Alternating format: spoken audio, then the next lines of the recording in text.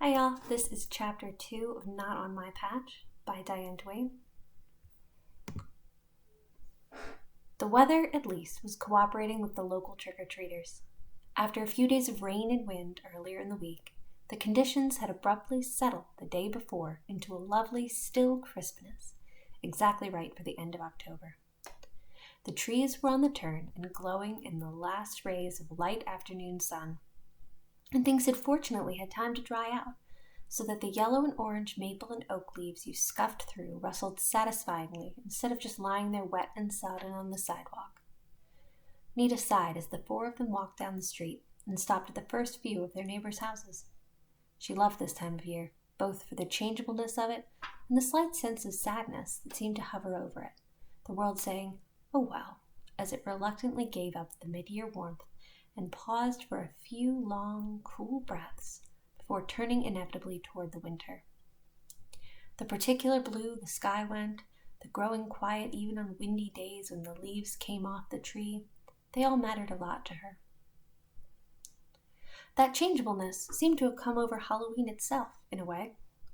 It was a little weird to see so many older kids dressed up and taking part in the last day of October ritual.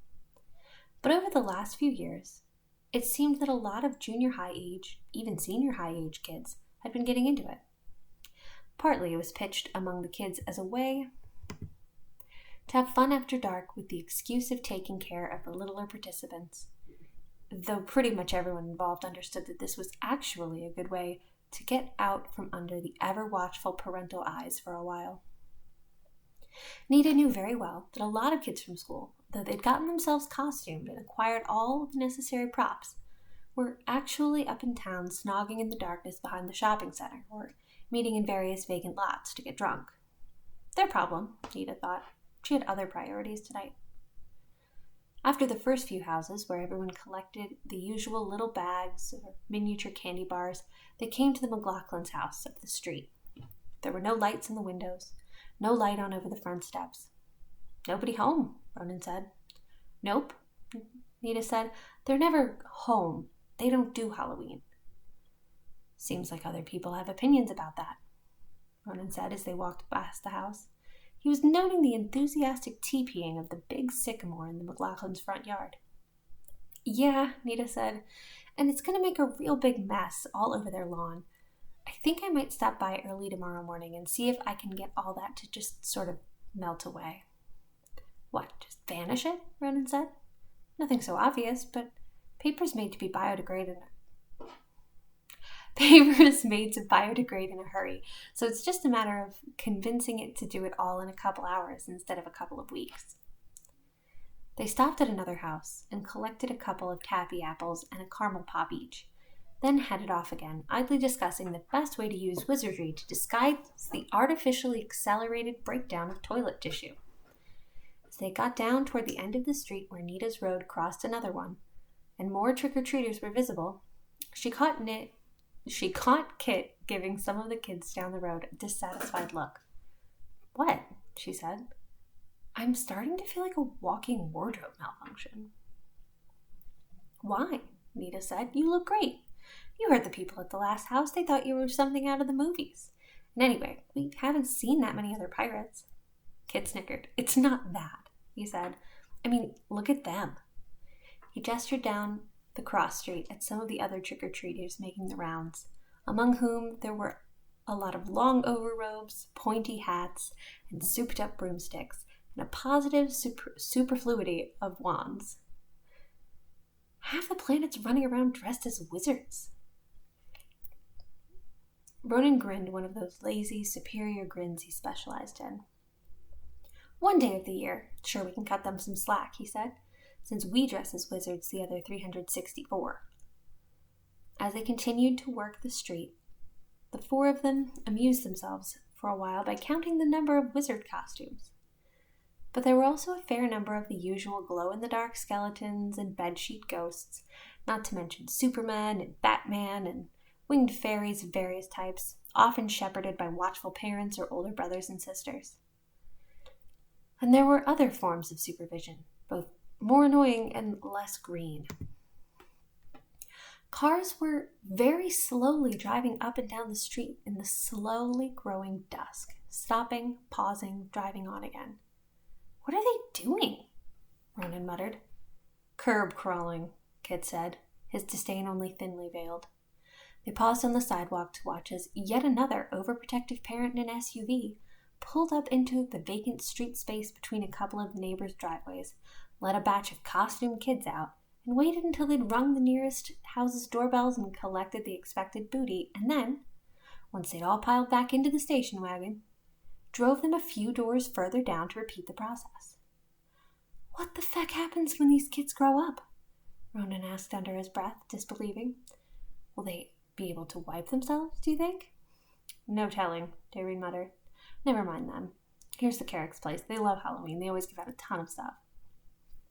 They stopped there, had their costumes duly admired by the Carricks, were given a truly astonishing amount of candy and fruit, and headed down the street again.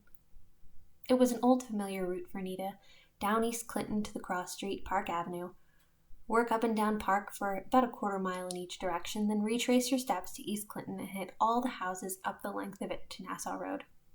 Then head home, because by the time you got near there, you'd have trouble carrying your candy bag, it'd be so heavy. If you got your second wind, you might then go out and do another run up some of the side streets.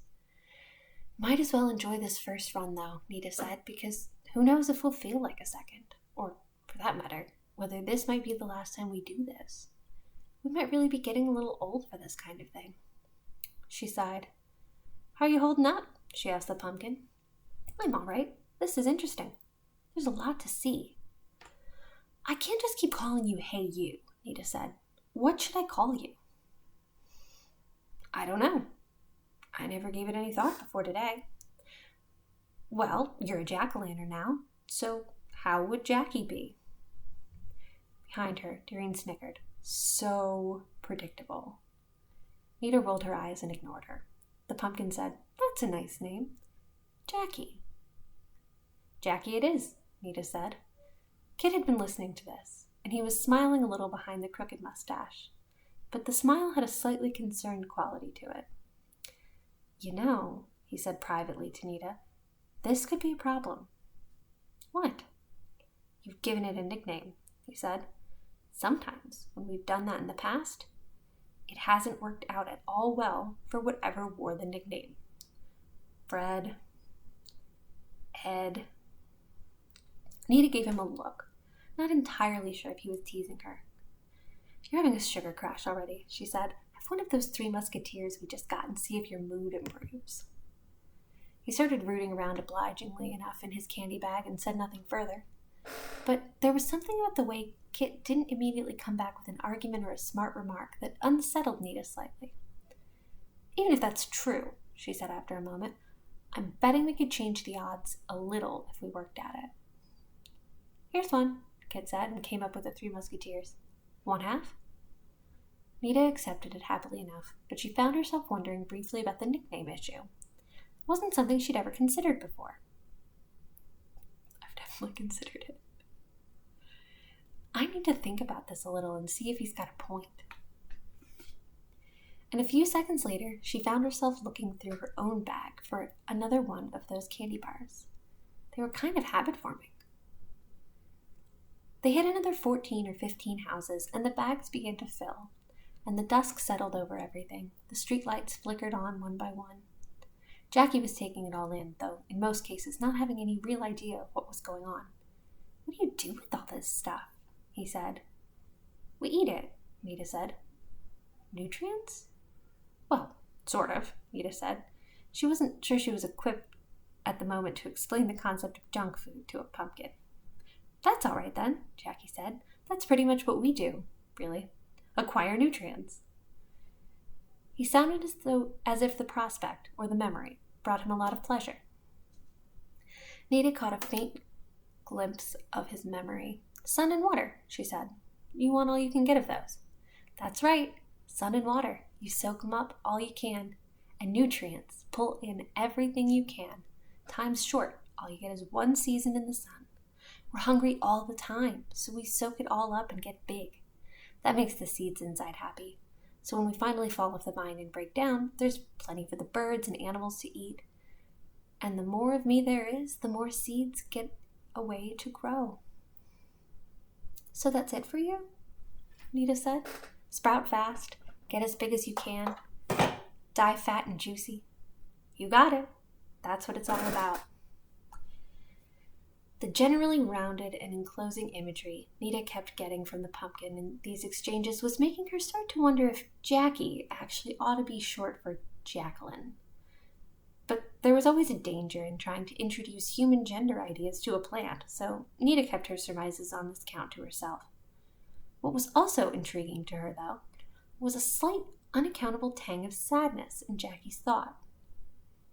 "What's the matter?" Nita said, pausing at the foot of one of the house's front walk as the others went to ring the doorbell.